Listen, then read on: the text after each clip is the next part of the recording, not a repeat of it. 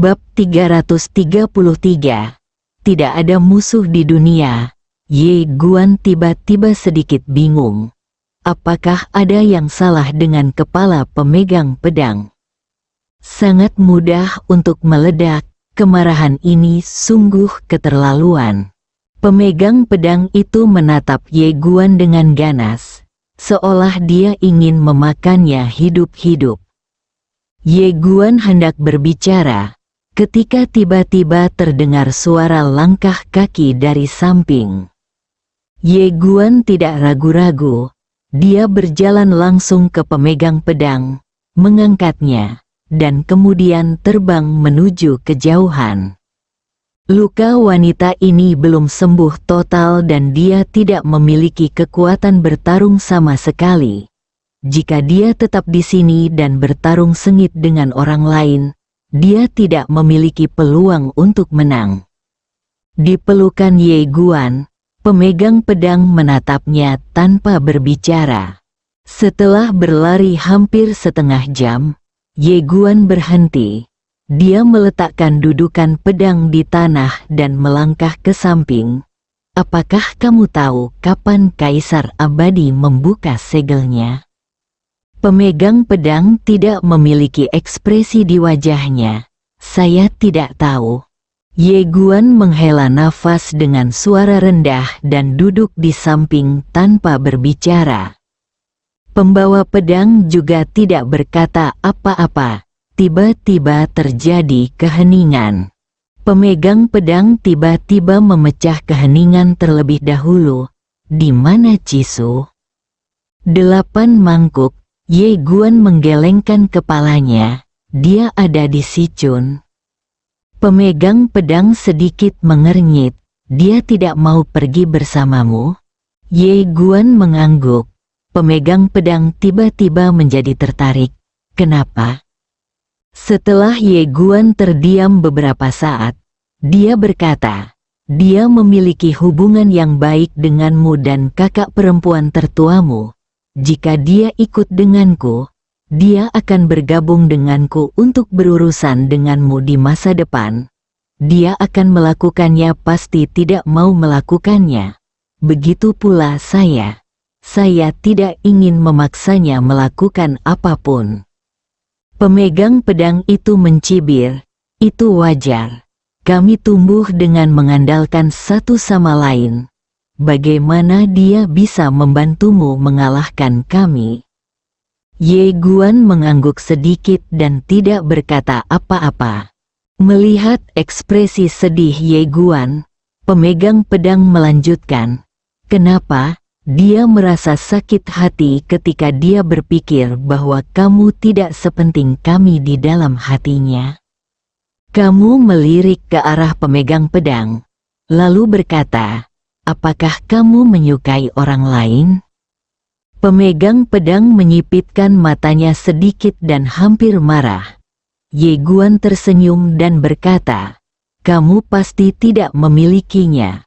Kamu sangat kejam dan terlalu percaya diri. Bagaimana kamu bisa menyukai pria? Wajah pemegang pedang itu dipenuhi embun beku. Aku hanya jahat. Aku hanya merasa benar sendiri. Apa?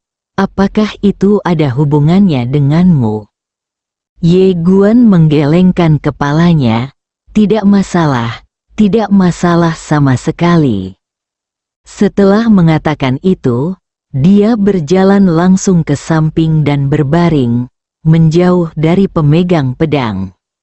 Melihat Ye Guan menjauh darinya, pemegang pedang itu mencibir 2 kali dan berhenti berbicara. Ledakan, pada saat ini, perubahan mendadak terjadi, dan di kuil di kejauhan, lampu merah tiba-tiba melesat ke langit. Ekspresi Ye Guan tiba-tiba berubah. Dia dengan cepat berdiri.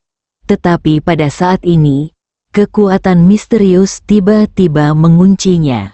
Saat berikutnya, semua energi spiritual di tubuhnya tiba-tiba diambil secara paksa oleh kekuatan yang kuat. Ye Guan merasa ngeri dan ingin melawan. tapi dia tidak bisa melawan sama sekali. Kekuatannya sangat menakutkan.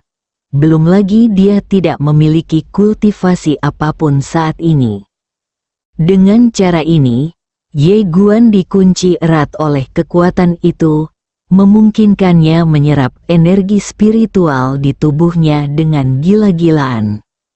Setelah esensi spiritual tersebut diambil, mereka langsung berubah menjadi pilar energi spiritual dan cahaya, bergegas menuju kuil seperti air pasang.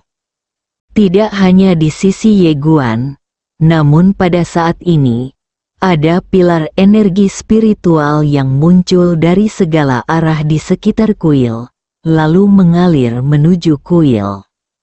Begitu saja, setelah sekitar setengah jam, energi spiritual di tubuh Ye Guan tersedot hingga bersih, dan seluruh tubuhnya lemas, tanpa ada kekuatan di tubuhnya. Langsung runtuh. Pada saat ini, pemegang pedang tiba-tiba berjalan ke arah Ye Guan. Dia mengeluarkan belati dari pinggang Ye Guan, lalu membungkuk dan menatap Ye Guan, yang berada di dekatnya, dengan cibiran di wajahnya.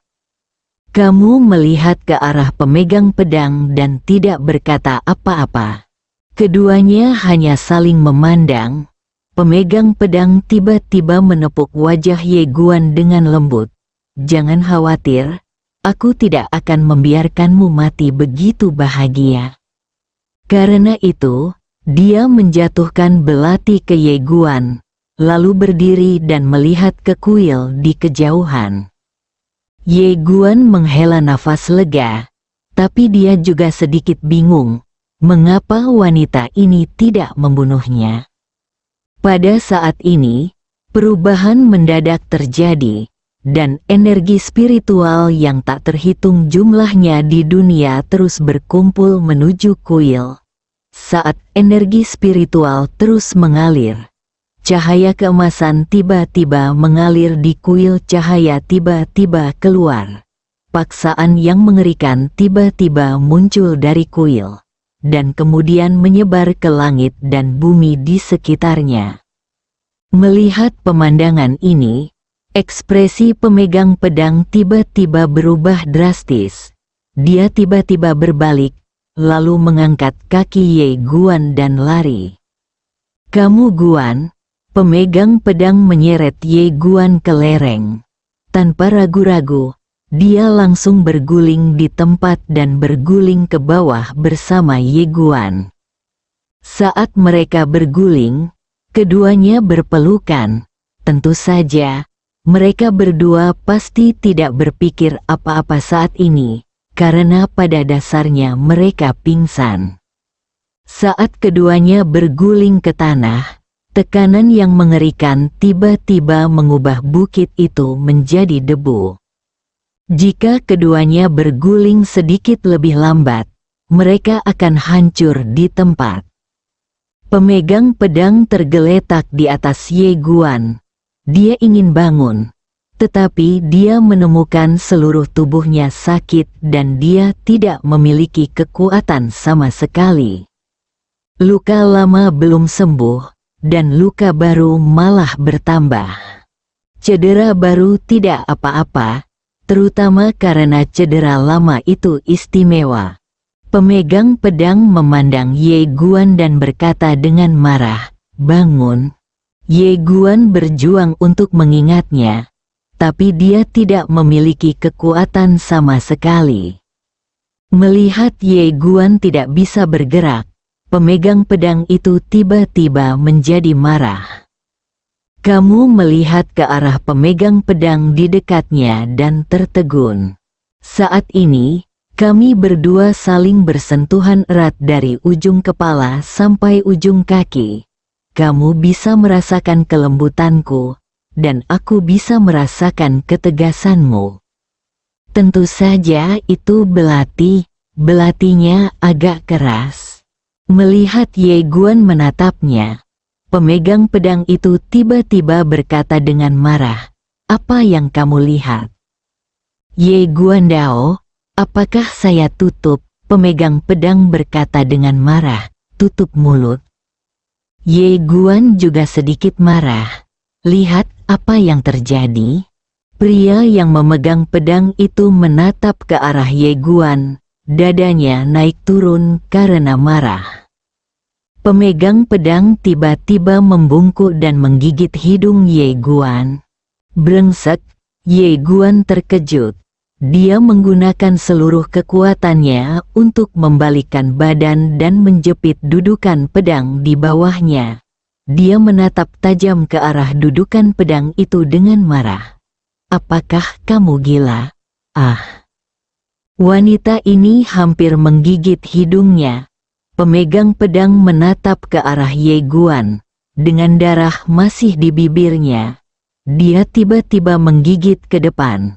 Tapi kali ini, dia gagal menggigit hidung Ye Guan, melainkan menggigit mulut Ye Guan.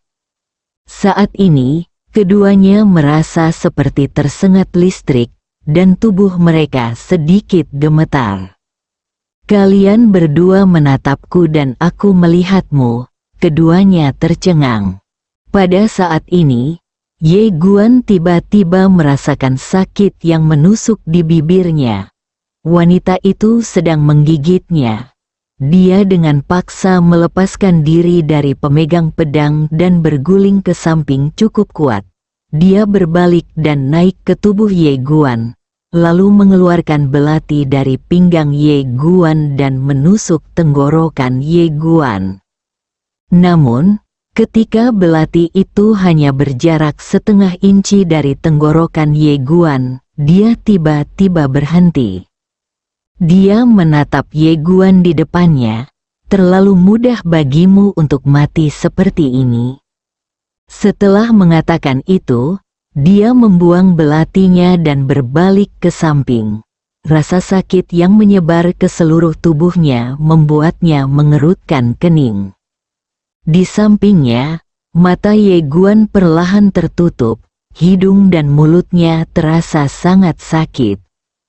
Wanita ini benar-benar gila. Ledakan. Saat ini, suara keras tiba-tiba datang dari kejauhan. Ye Guan mendongak dan melihat di langit yang jauh. Seberkas cahaya keemasan terus naik ke langit, mengguncang langit dan bumi. Pada saat yang sama, serangkaian tekanan mengerikan muncul antara langit dan bumi. Dan dunia mulai bergetar pada saat ini.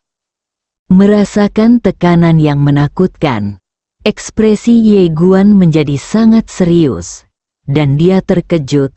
Aura Kaisar Abadi sangat menakutkan.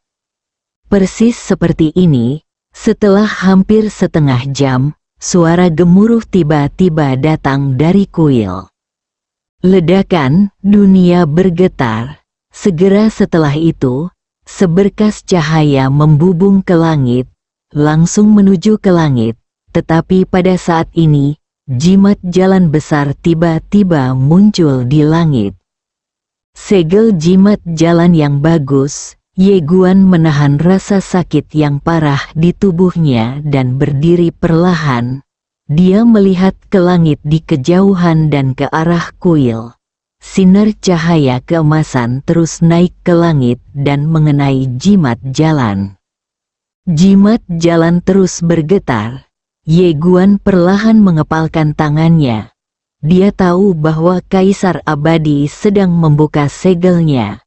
Selama Kaisar Abadi membuka segelnya, budidayanya akan dipulihkan dan dia akan meninggalkan tempat hantu ini. Di bawah pemboman cahaya emas itu, sigil Great Dao mulai menjadi ilusi. Akhirnya, hampir setengah jam kemudian, di bawah tatapan Ye Guan dan pemegang pedang, sigil Great Dao hancur dan berubah menjadi pedang yang tak terhitung jumlahnya dari langit dan bumi. Ledakan, tiba-tiba, sebuah bayangan perlahan melayang di kuil. Kaisar Abadi. Di sisi lain, Ye Guan tiba-tiba mengepalkan tangannya, dan dalam sekejap, kekuatan mengerikan keluar dari tubuhnya. Kembali seperti semula, Ye Guan sangat bersemangat, tetapi pada saat ini, dia sepertinya menyadari sesuatu. Dia tiba-tiba menoleh dan melihat ke arah pemegang pedang di sampingnya. Ye Guan mundur beberapa langkah, merentangkan tangan kanannya, dan pedang niat muncul di tangannya. Dia melihat ke arah pemegang pedang seolah menghadapi musuh yang tangguh. Pemegang pedang menatap Ye Guan dan mencibir, "Apakah kamu takut?" Ye Guan tidak berbicara. Dia memegang pedang di tangan kanannya, dan niat pedang di tubuhnya siap menyerang kapan saja. Pada saat ini, pemegang pedang tiba-tiba menoleh dan melihat ke cakrawala di kejauhan. Di cakrawala berdiri seorang pria paruh baya mengenakan jubah Cina. Pria paruh baya itu memiliki selendang rambut panjang, tinggi, dan bahu lebar, dan tangannya di belakang punggungnya, memancarkan aura yang menakutkan dan kuat. Dia tertawa, tawanya seperti guntur, mengguncang seluruh dunia rahasia keabadian. Kaisar abadi, kaisar pertama sepanjang masa, pendiri peradaban abadi. Di langit, Kaisar Yongsheng tertawa sejenak, lalu perlahan menutup matanya. Keberuntungan ilahi dari Dao Agung langit dan bumi di sini telah menjadi begitu lemah. Mungkinkah terjadi sesuatu pada penguasa pena Dao Agung? Seharusnya tidak. Orang ini begitu kuat sehingga tidak ada yang bisa menyakitinya. Atau apakah dia punya motif tersembunyi untuk membiarkanku keluar? Saat dia berbicara, dia mengerutkan kening dalam-dalam. Dalam keadaan normal, dibutuhkan 10.000 tahun baginya untuk keluar. Namun, untuk beberapa alasan yang tidak diketahui, keberuntungan ilahi Grand Dao yang ditinggalkan di sini oleh pemilik kuas Dao-Dao tiba-tiba menjadi sangat lemah. Keberuntungan ilahi, segel yang ditinggalkan oleh pihak lain secara alami, batasannya tidak terlalu kuat. Terlebih lagi, dia tidak bisa lagi merasakan aura keberuntungan ilahi di dunia ini. Pemilik Dadao Pen sudah pergi. Kaisar abadi memiliki keraguan di dalam hatinya. Pada saat ini, seolah dia merasakan sesuatu, Kaisar abadi tiba-tiba melihat ke kanan dan menimpa Ye Guan. Ketika dia melihat Ye Guan, dia menyipitkan matanya sedikit, merentangkan telapak tangannya, dan kekuatan yang kuat langsung menyelimuti bagian bawah Ye Guan. Dan sebelum Ye Guan sempat bereaksi, menara kecil sudah muncul di tangannya. Tangkap menaranya, Kaisar abadi memandangi menara kecil di tangannya. Dengan kilatan keterkejutan di matanya, itu benar-benar harta paling berharga di dunia. Saat dia mengatakan itu, dia melihat ke arah Ye Guan lagi dan berkata sambil tersenyum, "Ini cukup menarik bagimu. Seseorang telah menyembunyikan rahasianya. Selain itu, ada segel Dao. Apakah kamu berhubungan dengan ahli pena Dao? Apakah dia mati?" Haha. Ye Guan memandang Kaisar Yongsheng. Ku dengar Kaisar Yongsheng dikenal sebagai kaisar pertama dalam segala keabadian. Kenapa? Kamu juga ingin merampok barang orang lain? Kaisar abadi tertawa dan berkata, "Saya baru saja merampoknya. Lalu kenapa, jika Anda tidak menerimanya, pukul saya?" Ye Guan sedikit mengernyit. Kaisar abadi tertawa dan berkata, "Saya tidak hanya akan merampok, tetapi juga membunuh orang untuk merebut harta karun itu."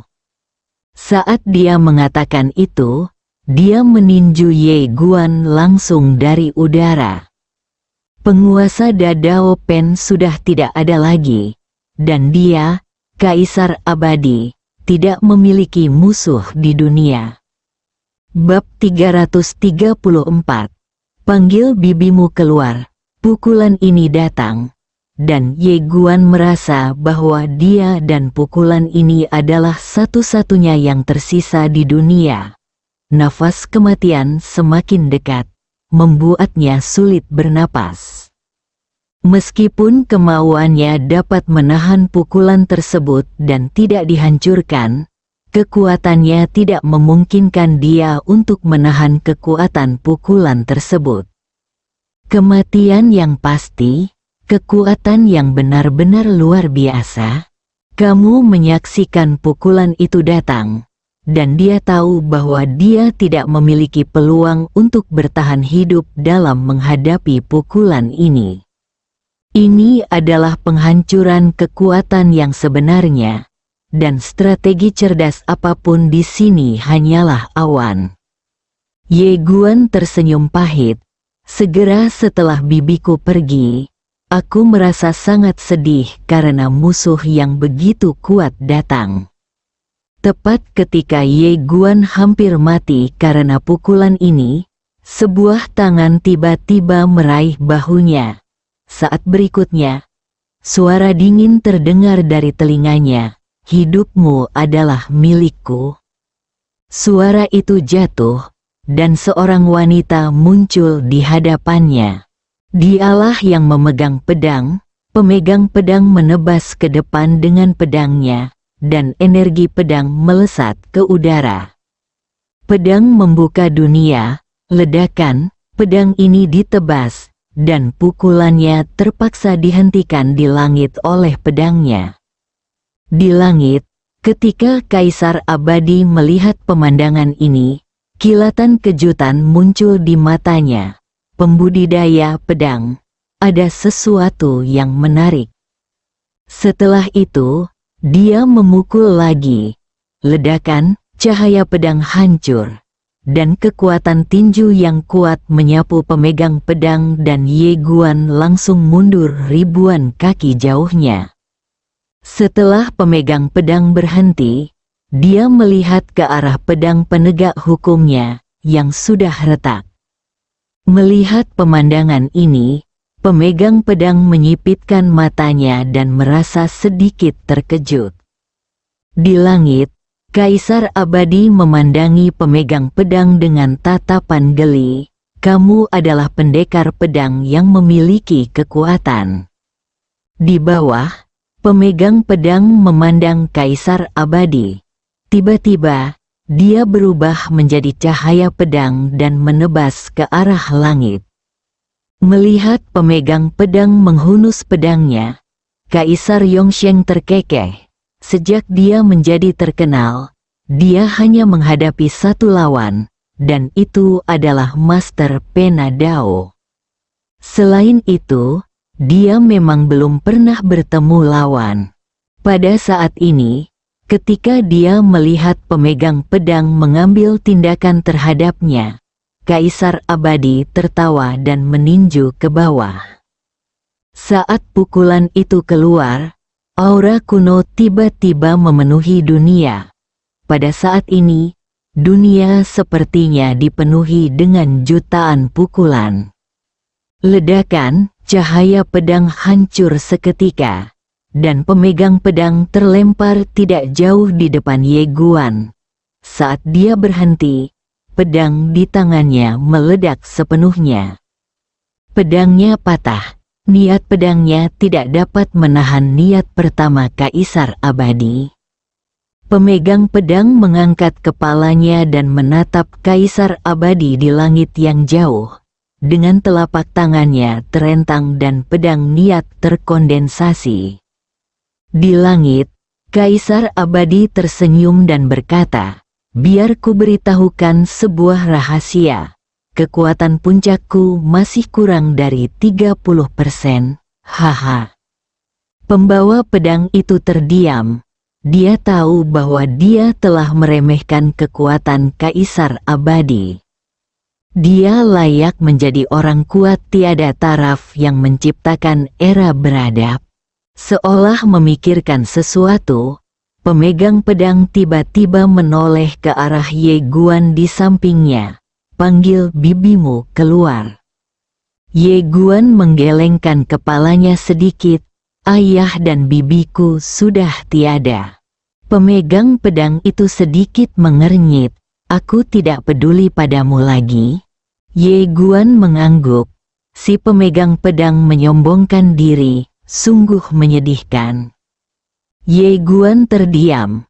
Pemegang pedang melirik ke arah Ye Guan, lalu menoleh ke arah Kaisar Abadi. Kaisar Abadi tersenyum dan berkata, "Tidak ada yang bisa melindungi orang yang ingin kubunuh." Saat dia berbicara, dia tiba-tiba meninju Ye Guan di bawah. Ledakan, saat pukulannya keluar, dunia membeku. Waktu membeku, merasakan adegan ini, mata Ye Guan tiba-tiba menyusut.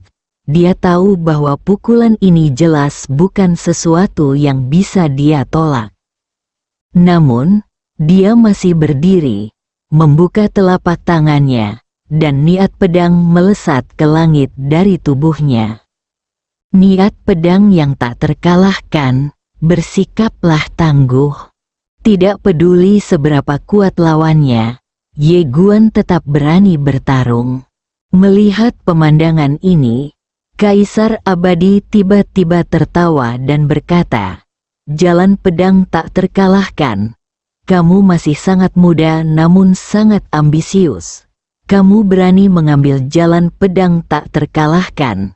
Ayo, biarkan aku memotong jalan pedang tak terkalahkanmu hari ini." Di bawah, Ye Guan hendak bergegas keluar, tapi ditahan oleh pemegang pedang, yang menatapnya dengan tajam. "Hidupmu adalah milikku." Saat dia mengatakan itu, dia tiba-tiba berbalik, berubah menjadi cahaya pedang dan melayang ke langit, menghadapi pukulan itu. Ledakan, cahaya pedang hancur, dan pemegang pedang langsung terlempar kembali ke tempatnya semula. Dan begitu dia berhenti, bekas darah mengalir dari sudut mulutnya. Kaisar Abadi melihat ke arah pemegang pedang dan terkekeh, hanya seekor semut yang lebih kuat. Saat dia mengatakan itu, dia akan mengambil tindakan lagi. Tetapi pada saat ini, menara kecil di tangannya tiba-tiba meledak dengan seberkas cahaya, dan kekuatan mengerikan meledak ke arah wajahnya. Kaisar Abadi sedikit menyipitkan matanya dan mengangkat tangannya. Ledakan, sinar cahayanya pecah, dan bayangannya mundur ribuan kaki. Itu adalah wanita misterius itu. Wanita misterius itu tiba-tiba menoleh untuk melihat pemegang pedang dan Ye Guan di bawah, dan berkata dengan suara yang dalam, "Orang ini adalah pendiri peradaban, dan kekuatannya sedikit lebih buruk daripada Master Penadao. Kamu bisa jangan lawan dia. Ayo pergi." Pemegang pedang itu memelototi wanita misterius itu. "Silakan saja lakukan." Saat dia berbicara, dia tiba-tiba membuka telapak tangannya, dan dalam sekejap, cahaya pedang yang tak terhitung jumlahnya melesat ke langit dari tubuhnya. Akhirnya menyatu menjadi sungai panjang energi pedang, menebas langsung ke arah Kaisar Abadi. Sebuah cibiran muncul di mata Kaisar Abadi, dengan rasa jijik di wajahnya. Dia mengambil langkah ke depan dan mengetukkan kaki kanannya dengan ringan.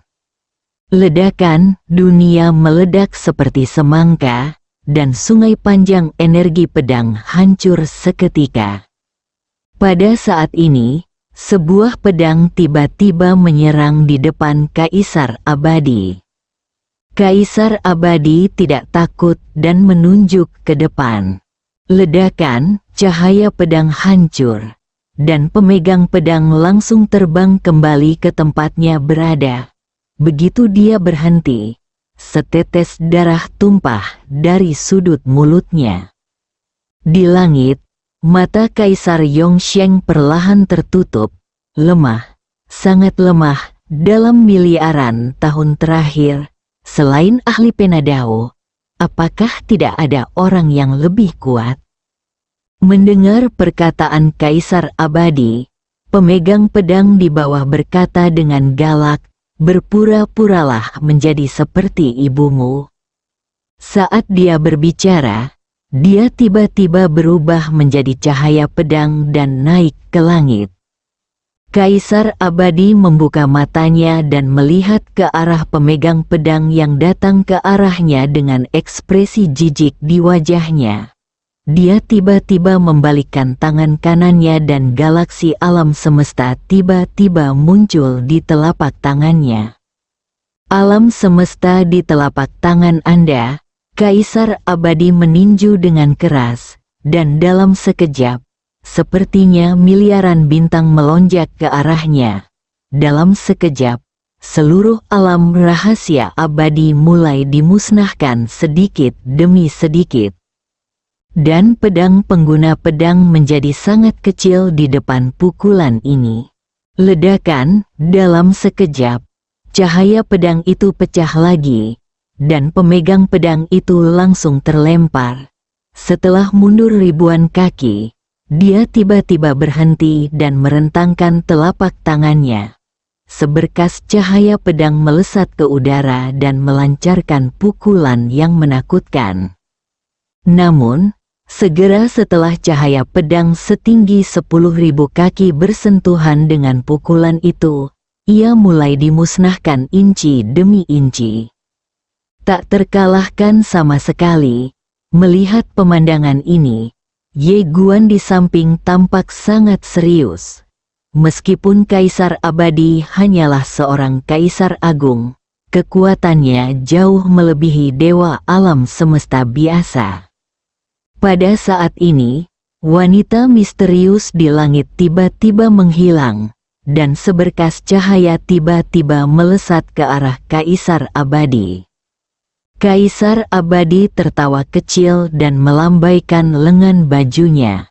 Ledakan, sinar cahaya 10.000 kaki tiba-tiba pecah, dan bayangan di belakangnya mundur dengan keras. Itu adalah wanita misterius itu, dan kemundurannya berjarak 10.000 kaki penuh. Pada saat ini, Ye Guan tiba-tiba membuka telapak tangannya, dan lampu hijau tiba-tiba naik ke langit, menutupi wanita misterius dan pemegang pedang.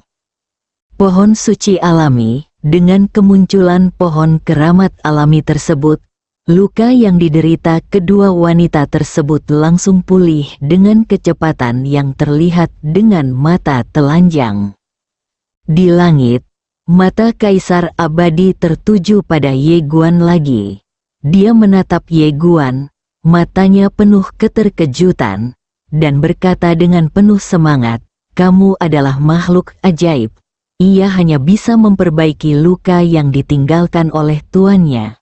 Dari Dao Brush pada saya. Ketika Tuhan benar-benar membantu saya, haha."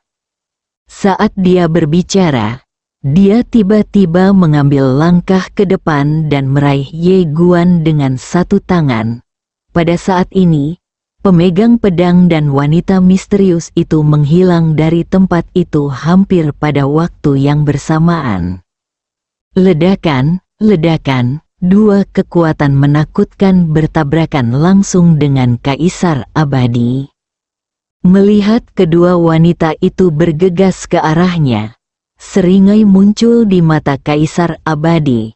Telapak tangannya terentang, dan kemudian dia tiba-tiba menekan, dan kekuatan yang menakutkan menyapu.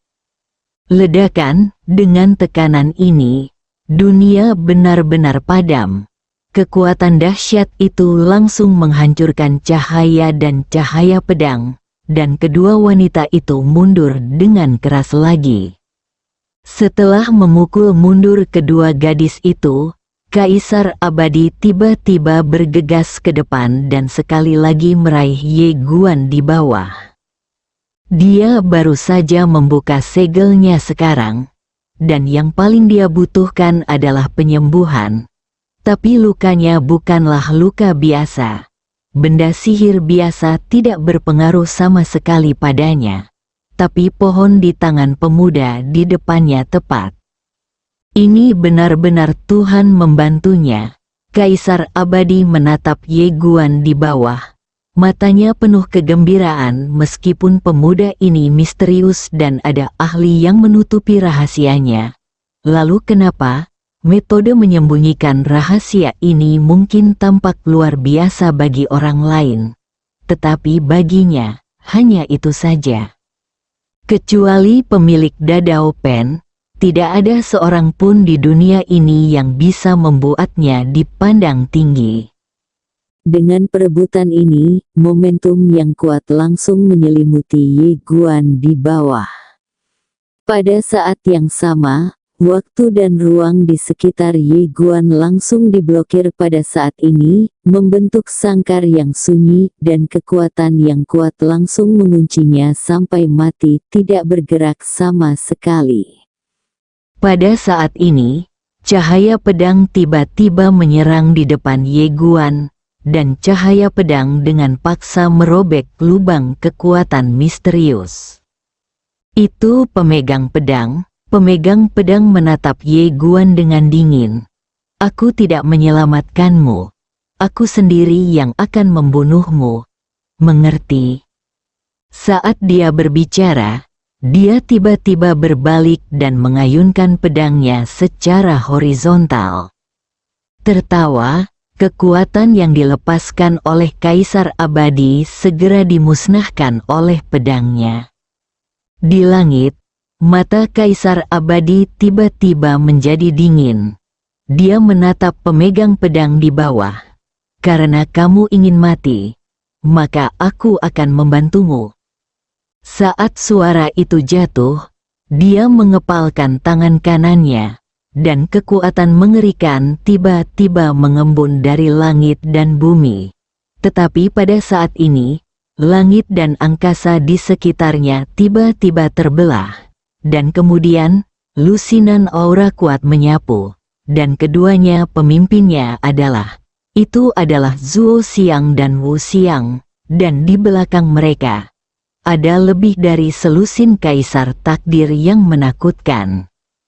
Melihat barisan ini, Kaisar Yongsheng tiba-tiba mengerutkan kening, silsilah Shinto. Zuo Xiang tidak menjawab. Dia tiba-tiba mengangkat kepalanya dan berkata, Komandan Yuan Zhen. Tertawa, dunia tiba-tiba terbelah. Dan saat berikutnya, sebuah tombak melesat ke udara dan menusuk langsung ke Kaisar Abadi. Melihat tombak ini datang, Kaisar Abadi menunjukkan rasa jijik dan berkata, semut. Setelah itu, dia mengangkat tangannya dan meninjunya. Ledakan, tombak itu tiba-tiba terpaksa berhenti di tempatnya. Tetapi pada saat ini, sebilah pisau tiba-tiba ditebas dari sisi Kaisar Abadi. Pisau ini mendekati titik ekstrimnya. Saat muncul, seluruh waktu dan ruang alam rahasia abadi dimusnahkan seperti selembar kertas yang terbakar. Kaisar Abadi menyipitkan matanya dan menekan tangan kanannya ke bawah.